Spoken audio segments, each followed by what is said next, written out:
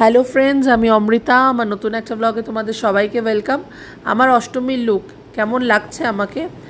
অষ্টমীর রাত পেরিয়ে নবমীর সকাল 6টা বাজে ঘড়ির কাঁটায়। তখন ঢেলে নিলাম 1 কাপ চা। কড়াই ছিল, সকাল সকাল চাটা করেই ফেললাম। হঠাৎ মনে পড়ল ওকে যে একটু লাঞ্চ প্যাক করে দিতে হবে। বাস অমনি প্ল্যান করে ফেললাম, ফ্রিজে আছে টর্টিলা ব্রেড, একটু ডিম ফাটিয়ে চটপট এগরোল করে দিই। একটু ড্রাই ফ্রুটসও প্যাক করে দিয়েছিলাম, আর তার সাথে একটু কেচাপ, ওই যে রোলটা খাবে বলে। আর ব্রেকফাস্টে দিলাম ওকে হালকা দুধ কর্নফ্লেক্স। তাহলে কি সামঞ্জস্যটা থাকে, দুপুরে টর্টিলা ব্রেড দিয়ে এগরোল আর সকালবেলা দুধ কর্নফ্লেক্স। আমি বসে পড়লাম, হাতে 1 কাপ চা, আর ও খেয়ে নিল ব্রেকফাস্টটা। খেয়ে দিয়ে ও চলে গেল অফিসে। আমি চাটা খেয়ে ঢুকে পড়লাম কিচেনে। আগের দিনে ফ্রিজ করে রাখা চিকেন প্যাটিটা ছিল, যেটা বরুণ বাড়িতে বানিয়েছিল, তার 2 পিস বেঁচে ছিল। আমি ভাবলাম কেন ফেলে দেবো, যদি নষ্ট হয়ে যায় কতদিন ফ্রিজ হয়ে থাকবে জানি না তো, তাই জন্য ওইটাই খাবো। তারপর ভাবলাম কি, যদি পেট না ভরে একটা টর্টিলা ব্রেডও তেলে একটু সেঁকে নিই। সেঁকতে সেঁকতে মনে পড়লো তাহলে আমিও এগরোলই খাই। সেই মতেই একটা ডিম ফাটিয়ে নিলাম, একটু পেঁয়াজ কুচি, একটু নুন আর একটু গোলমরিচের গুঁড়ো দিয়ে ভালো করে এরম ফ্লাফি ফ্লাফি করে ডিমটাকে ফাটিয়ে নিলাম। তারপরে হালকা প্যানের মধ্যে তেল দিয়ে গরম হওয়াতেই দিয়ে দিলাম মিশ্রণ রাখা ডিমটা। কি সুন্দর লাগছে দেখুন। একদম ভালো করে তেলের মধ্যে ডিমটাকে স্প্রেড করে দিতে হবে, যাতে টর্টিলা ব্রেডটা যখন আমি দিই ডিমের সাথে যেন ভালো করে ওটা সেট হয়ে যায়। এই যে একটু চেপে চেপে দিচ্ছি। আর এখানে আমার গরম গরম ডিম পরোটা বলতে পারেন, এগরোল বলতে পারেন, রেডি। চিকেন প্যাটি দিয়ে খেয়ে নিলাম। ব্রেকফাস্টটা সেরে হালকা রেস্ট নিয়ে ঢুকে পড়লাম কিচেনে। মাছগুলো ছাড়ানো থাকে না, যেহেতু ফ্রোজেন থাকে, তাই এরকম করে মাছগুলোকে আগে ধুয়ে আঁশগুলোকে ছাড়িয়ে নিয়েছি ভালো করে। আজকে পাতলা ফুলকপি আলু দিয়ে মাছের ঝোল করব, রুই মাছের। আর আপনাদের সাথেও শেয়ার করব, বিদেশে প্রথমবার রুই মাছের ঝোল করছি। মাছটাকে আগে ম্যারিনেট করে নেবো। আগে জলটা ছাড়িয়ে নেবো, মাছটা অল্প একটু জল আছে, জলটাকে ছড়িয়ে নিলাম মাছে। এরপর এক এক করে ম্যারিনেট করে নেবো।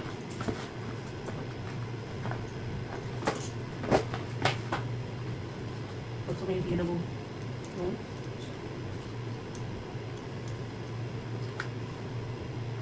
এখানে ফিশ মশলা পাওয়া যায়, এরকম ফিশ মশলা, একটু লাল লঙ্কার গুঁড়ো,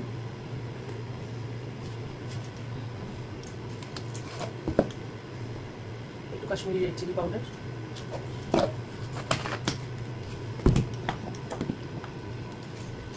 আর দেবো একটু হলুদ। আমি একটু সর্ষের তেলও দেবো, তাহলে ম্যারিনেশনটা বেশ বসে।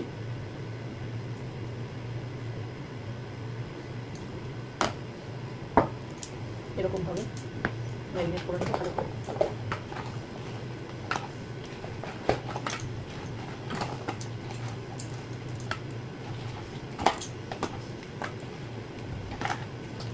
হাত দিয়ে ম্যারিনেট করলে যতটা মশলা ভালো করে মাখানো যাবে, সেটা নর্মালি স্পুন বা কোনো স্প্যাটুলা দিলে হবে না।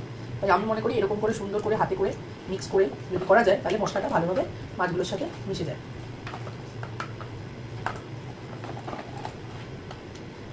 এরকম ধরনের এক একটা পিস আছে, তো মশলাটা মিশে গেছে, একটু ম্যারিনেশন করে রেখে দেবো। যতক্ষণ মাছটা ম্যারিনেট হবে ততক্ষণ আমি ফুলকপিটা কেটে দেবো।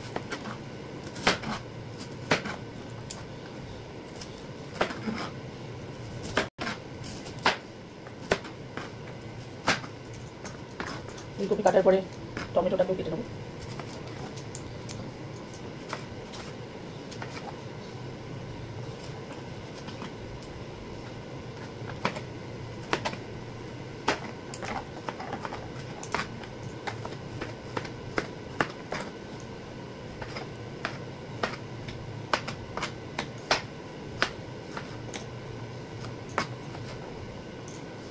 দুটো কাঁচা লঙ্কা নিয়েছি, মাছটা দিয়ে চিড়ে দেবো।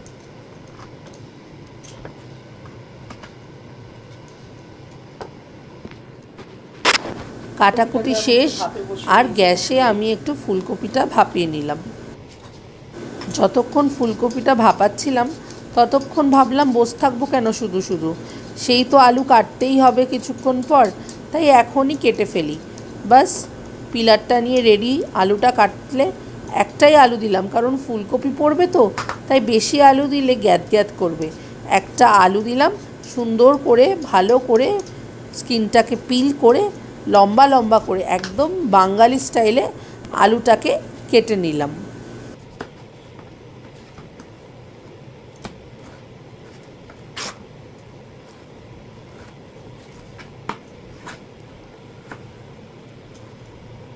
আর হ্যাঁ, আলুটা তো কাটলামই লম্বা লম্বা করে, বাট দুখণ্ড করে নিলাম, তাহলে কোয়ান্টিটিতে বেশি হয়ে যাবে, একদম ঝোলের জন্য পারফেক্ট হবে।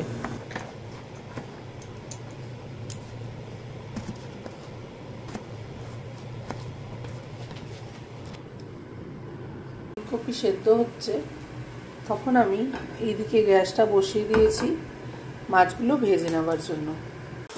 মাছটা ওইদিকে তেলের মধ্যে ভাজতে দিয়ে ফেলেছি, আর ততক্ষণ আমি হাতে নিয়ে নিয়েছি এক টুকরো আদা।